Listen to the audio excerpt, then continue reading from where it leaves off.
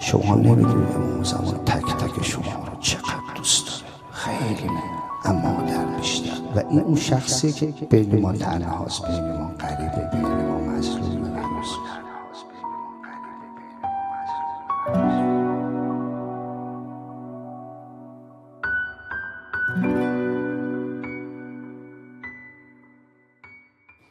السلام علیک ایها العلم المنصوب والعلم المسبوب والقوث والرحمة الواسعه وعدا غیر مکذوب. امروز هم که جمعه است این رو عرض میکنیم خدمتشون. هذا یوم الجمعه و هو یومک و انا فیه ضیفک و جارک فعدفنی و اجرنی. خدای امروز روز جمعه است، به حضرت میگیم یا مولا یا صاحب الزمان، امروز روز جمعه است که روز توست و من هم پناهنده به تو هستم و مهمان تو هستم.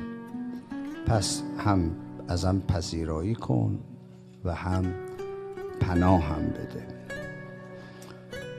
این نکته خیلی مهمه که ما دقت بکنیم. حضرت مثل اعلاست.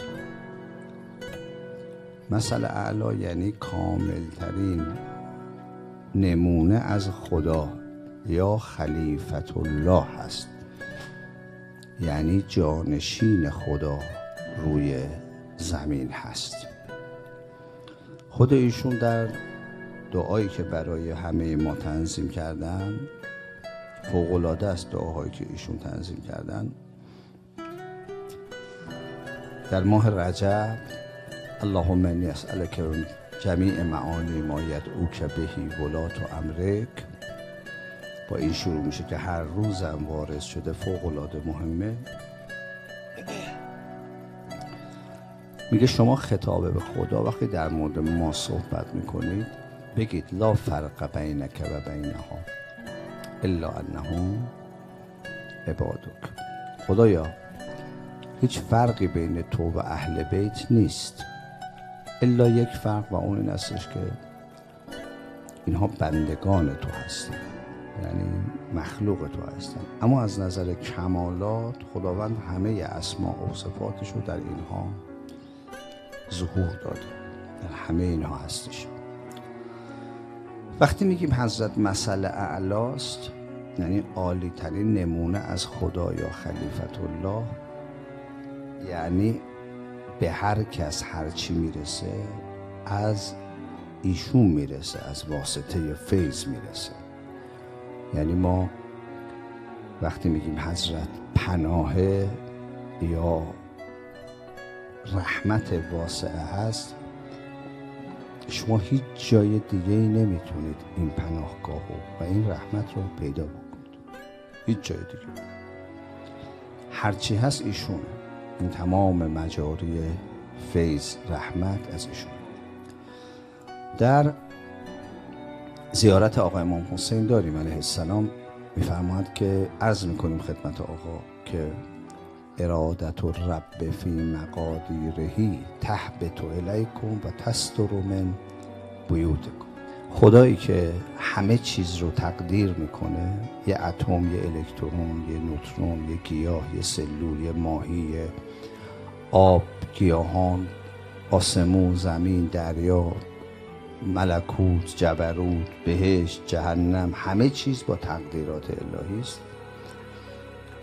تمام این تقدیرات وقتی خدا میخواد اراده بکنه، اراده رب در اندازه گیری همه امورش، در تقدیر همه امورش، تهبط الیکم، اول نازل میشه به سوی شما، و تصدر من بیوتکم، و خونه شما به بقیه افراد میرسه. برای اگر شما هر چی که میخواید، خیر یا دفع شر، همش دست این آقاست، هر چی از دست ایشون. جای دیگه ما منبع دیگه، مرکز دیگری نداره به هیچ وجه. هر چی از دست ایشون هستش. هر چی که تقدیر یک کسی میشه، تقدیراتم قبلا توضیح دادیم، یعنی ما باید قدرهامون رو انتخاب کنیم، قضاها درش هست به صورت نتیجه. در اون کتاب مهمی که عرض کردم همه بدون استثنا بخونن، نقش انسان در تقدیرات، تقدیر به این معنا نیست که خدا میشینه به یک کسی میگه خب حالا این دختر داشته باشه، این پسر داشته باشه، این سرطان بگیره، این مریض بشه، این طلاق بگیره، این بمیره. اینجوری نیست. تقدیر یعنی خداوند اندازه ها رو در اختیار ما میذاره، انتخابش با ماست. شما هر قدری رو که انتخاب کنید قضاش درش هستش. ما باید تحت آموزش معصومین قدرهای خوب رو یاد بگیریم. قدر سعادت، قدر خوشی، قدر سلامتی، قدر ثروت، قدر رحمت، قدر آرامش. اینا فرمول داره، میگه شما باید قدرهاش رو یاد بگیرید، قضاها خودش هست. پس تو اگه میخوای شکست نخوری، مثلا طلاق نگیری، طلاق ندی، زندگیت خراب نشه، رابطت با بچت خراب نشه، رابطت با صاحبکارت خراب نشه، آروم باشی، مهربون باشی، شاد باشی، میگه برو تقدیراتش رو یاد بگیر. اون تقدیرات رو یاد بگیر و قضاهاش توش هست خود به خود. مشکل ما همه این هستش که اکثر قریب به اتفاق ما اصلا حاضر به یادگیری نیستیم.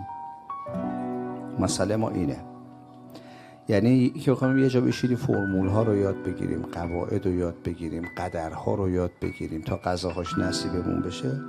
همه میان از زندگیاشون شکایت میکنن، بچه‌م اینجوری، شوهرم اینجوری، زنم اینجوری، نگاه فلان اونجوری، شغلم اینجوری. ولی وقتی بهش میگه خب حالا بابا این یه قدری داره، برو این قدر رو یاد بگیر و رعایتش کن، قضاش اونی که میخوای میشه. اونشو حاضر نیستن بگیرن. قبلا هم اینو عرض کردم، مردم معمولاً با اسم خدا خیلی مشکلی نداره. یعنی مثلا نه مسلمان ها، نه مسیحی ها، نه یهودی ها، حتی کافران با خدا مشکل نداره. یعنی اون کافرش هم که وقتی میگه من آتئیستایی رو دیدم میگه ما خدا رو قبول نداریم، بعد وقتی ازش خدا صحبت میکنم باش جدا بشم میگه خداحافظ. بعد مثلا میگم فلان کار، میگه انشالله. میدونی؟ یعنی تو باطن اون انکار حقیقی الله امکان پذیر نیست، چون ذات انسان این وابستگی و تکیه داشتن به الله رو میفهمه. همه دارن میفهمن این.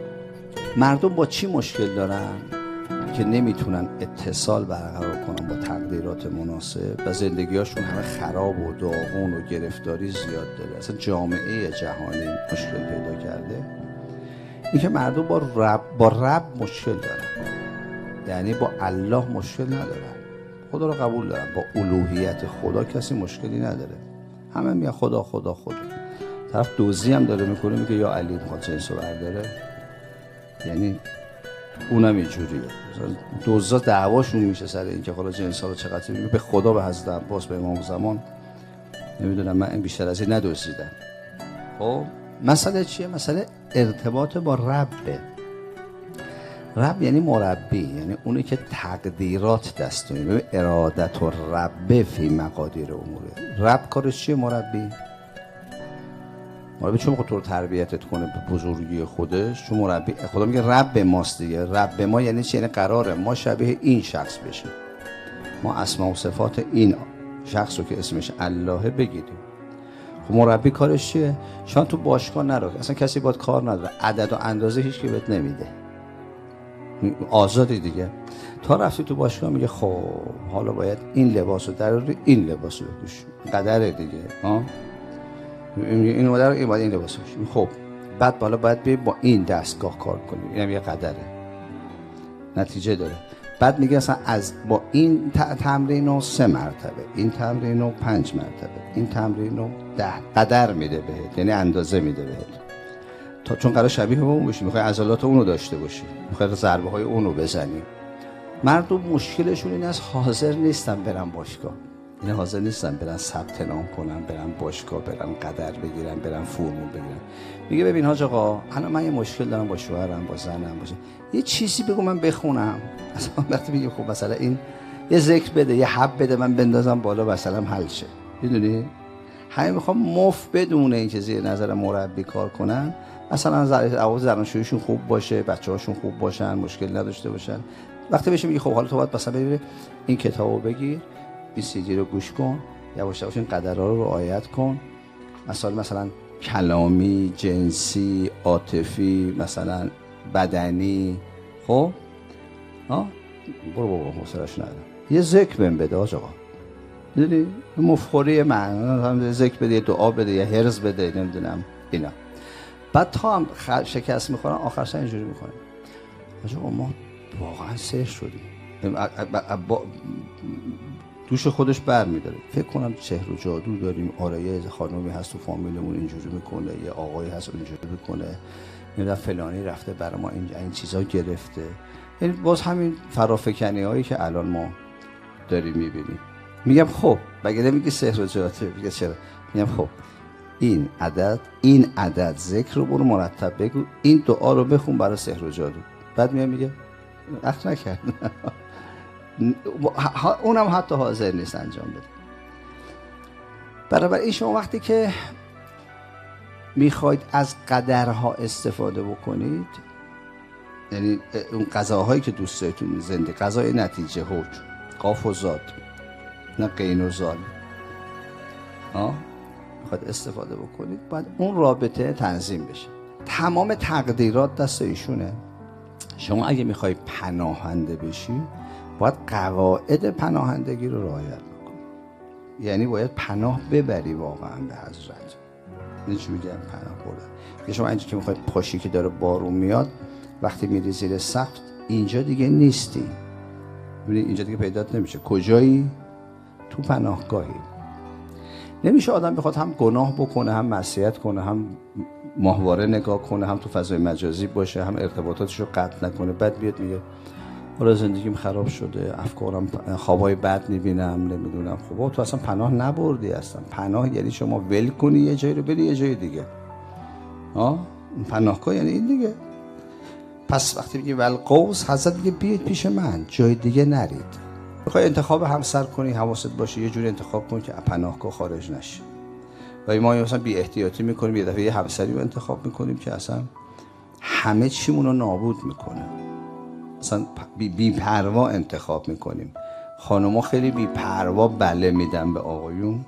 یعنی باید پژوهش بشه، تحقیق بشه، ببینیم این پسر بدبین نیست، این پسر خسیس نیست، این آدم شباهت شخصیتی داره، خانواده‌اش چطوره، دینش هم بعداً. دین نه اول. میگم نه بچه بسیجی بود، بچه هیئتی بود، ما هم گفتیم آدم حسابی، آخوند بود، طلبه بود، اومد گفتیم حتما پیغمبره. نه اینجوری نیستش.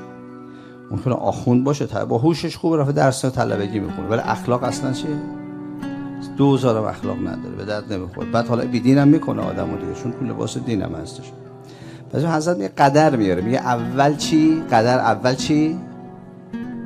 اخلاق، بعد چی؟ دینش. این دوتا قدر رو در نظر بگیرید.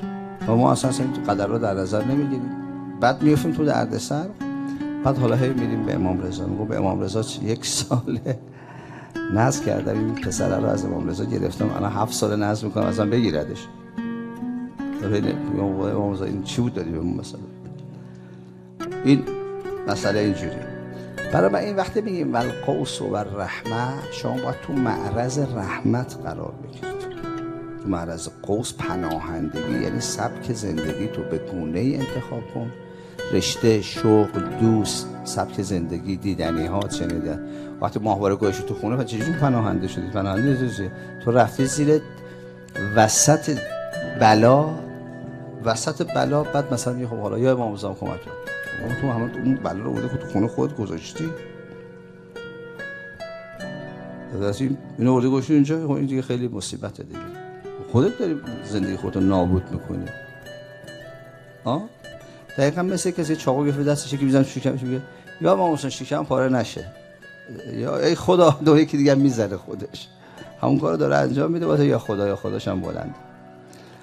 قوس یعنی تو سبک زندگی تو به گونه ای تنظیم کن. میگه آقا منو مهمون کن. خب مهمونی یه نفر رفتن قاعده داره، پناهنده شدن به یه نفر هم قاعده داره.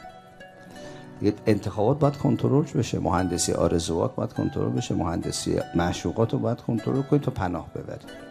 این دلت همینجور باز نکن، هرچی هوس کرد، هرچی خواست، هرچی خواست بگردم، بپوشم، بخورم، برم، هر کاری دلم بخواد بکنم. بعد مثلا بگم حالا چرا اینجوری شد؟ پناهندگی یعنی تنظیم رابطه با آرزوهای جمادی، گیاهی، حیوانی، عقلی و فوق عقلی. این من تنظیم کنم. پناهندگی یعنی این، یعنی چیزی که نذاره ما جدا بشیم. یعنی چسبندگی، یعنی حواست باشه، یعنی آقا رو پیدا بکنی، یعنی پناهگاه رو پیدا بکنی، یعنی سبک زندگی تو بشناسی. هر جوری نمیتونی رفتار بکنی و توقع داشته باشی که مشکل پیش نیاد. اما این قاعده داره، فرمول داره. خب درباره رحمت بودن امام، از خلقت اینه، همه نظام خلقت خداوند در قرآن با اسم رحمان خلق میکنه. قبل از خلقم خدا چی رو در نظر گرفته؟ این رو خواهش میکنم خیلی دقیق باشید. میگه الرحمانو، بگید بعدش بلند همه با هم، الرحمانو علم القرآن. بعد چی؟ بعد خلق الانسان. یعنی قبل از اصلا بخواد آفرینش کنه خدا رحمان شروع کننده است، ولی قبل از بخواد همون رحمان خلق رو انجام بده، قبلش میگه علم القرآن. یعنی خدا قرآن رو تعلیم میکنه. چرا؟ خوب دقت کنید. برای که هدف خلقت ما چیه؟ خدا برای چی ما رو آفریده؟ فرمود من شما رو از روح خودم آفریدم. درسته؟ جوری شده. و من فرمود برای چی ما رو آفریده؟ ما خلقت الجن والانس الا لیعبدون. او عبادت غلطه. اگه کسی تو تفسیر یا ترجمه داره ما جن و انس رو نیافریدیم مگه برای عبادت، غلطه. حیونا هم عبادت دارن، عبادتشون هم خیلی، انقدر حیونا عبادتشون خوبه که میگه روز قیامت خیلی حیونا میرن بهش، صاحباشون چون عبادتشون کمتره نمیرن بهش. پس ما خلقت الجن والانس الا لیعبدون گفتیم یعنی چی؟ یعنی بندگی من. بندگی یعنی با کدوم اسم تو میتونی ارتباط بگیری؟ با رب. میگه حرفامو گوش کن شبیه من بشی. رب میاد تو بندگی دیگه، یعنی تو بنده یک کسی، چون بنده هر کی باشه قیمتت هم همونه. مربی هر کس باشه قیمتت همونه. انسان قیمتاشون از کی میگیرن؟ آدما هم مربیشون میگیرن. زیر نظر کدوم مربی داری کار میکنی؟ زندگیت با کدوم مربی هماهنگه؟ میگه من الله فقط الله دکتر فلانی و مهندس فلانی و آقای فلانی و اینا مثلا نه. کی؟ الله. اون مربی من، قیمت من اونه، کمتر از اونه. ایاک نعبدو، یعنی تو رو فقط عبادت میکنیم؟ نه، ایاک نعبدو تو رو بندگی میکنیم، تو مربی ما. و ایاک نستعین، قیمتت ربته. برای همینم چقدر قشنگ سر نماز سبحان ربی، سبحان ربی، مربی خودم. چقدر خوب آدم خدا رو مربی خودش کرده باشه، یعنی خدا هم بگه راست میگه این بچه، این زیر نظر من داره تربیت میشه. ول نیست، گیاه خود روی به درد بخوری نیست. حالا میگه گل درخته، اطرافش هم یه عالم گیاهای خودرو داریم. نه، این داره میره بالا، ثبت نام کرده، باشگاه داره، قاعده داره رشد میکنه، داره اسم میگیره هر دفعه، چند روز یه بار یه اسم جدید، چند روز یه بار یه کمال جدید، یه رشد جدید، داره میره بالا، داره پرواز میکنه. پس وقتی من برای یه همچین هدفی آفریده شدم، اولین نیازم چیه؟ همین الان چی؟ پول میخوام، غذا میخوام، نه. زن میخوام، شوهر میخوام، نه. چی میخوام؟ مربی لازم دارم، باید من تربیت کنم. این مربی رو بهش میگن امام یا خلیفت الله. پس خدا وقتی میخواد منو بیافرینه، برای چی میآفرینه؟ برای خلیفت الله. پس باید قبلش چی آماده کرده باشه برای من؟ قانون و مجریشو آماده کرده باشه. ولی نمیشه یه دانشگاه بسازی بعد مردم بیان ثبت نام کنن بعد میگه که ببخشید ما گزینش کردیم ولی اصلا مربی نداریم استاد نداریم. مسخره نیست؟ برای همین قبل از خلقت انسان ها خدا چی باید خلق کنه؟ 2 تا خلق دیگه باید انجام داده باشه. یکی مربی ها، الگوها. یکی چی؟ کتاب قانون. پس ببینید الرحمنو قرآن میخونیم بفهمیم چی؟ اول چی؟ علم القرآن. قرآن رو تعلیم میده به مربی، بعد تازه آدما میان که دیگه معطل نباشن. ولی آدم بیاد بعد بگه حالا خدای من برای چی؟ خدا میگه حالا زندگی تو من یه فکری میکنم برات. ها فعلا برو مثلا بخور بچر ازدواج کن. چون من حالا یه حالا بشه تصمیم گرفتم شاید تو رو مثلا خواستم آدمت کنم. نه، خدا تصمیم بعدی نداره. خدا فکر نمیکنه من بعدا ببینم چیکار کنم. قانون خلقت داره یادت میده که این تو چقدر قیمت داری. اول مربی تو آفریده. خلقکم الله انوارا فجعلکم بعرشه محتقین. چقدر قشنگ. حتی من علینا بکن فجعلکم فی بیوت اذن الله ان ترفع و یذکر فیها اسمه. خدا شما رو یه نور آفرید اول و دور عرش او به طواف پرداختید تا اینکه منت گذاشت بر ما شما رو فرستاد پایین و ما رو از شما آفرید. وای وای وای چه صحنه قشنگه این صحنه خلقت. من علینا منت گذاشت بر ما شما رو به ما داد. مثلا ما رو از شما آفرید با قیمت شما، با قیمت شما، نه کمتر. اسأله ان یبلغنا المقام. من همون مقام که شما دارید رو میخوام. با قیمت شما ما رو آفرید. پس به رحمان وقتی شروع میکنه خلق میکنه رحمت میاد وسط. پس امام زائده چیه؟ امام خلق چیه؟ مخلوق رحمت الهی است. قرآن وقتی میخوایم قرآن نازل کردیم، قرآن خلق شده قبلا. نزولش رو میگه چی؟ تنزیل من الرحمن الرحیم. قرآن نازل شده ی رحمان الرحیم. پیغمبر هم میفرسته که میگه چی؟ اما ارسلناک الا رحمت یا من رحمت. اصلا خدا همش با ما با رحمت کنه. بهش رحمته، جهنمش هم رحمته. تازه اون جهنم یعنی بیمارستان دیگه. تو درد تو تک میکنن تو برگردی به تو باشید.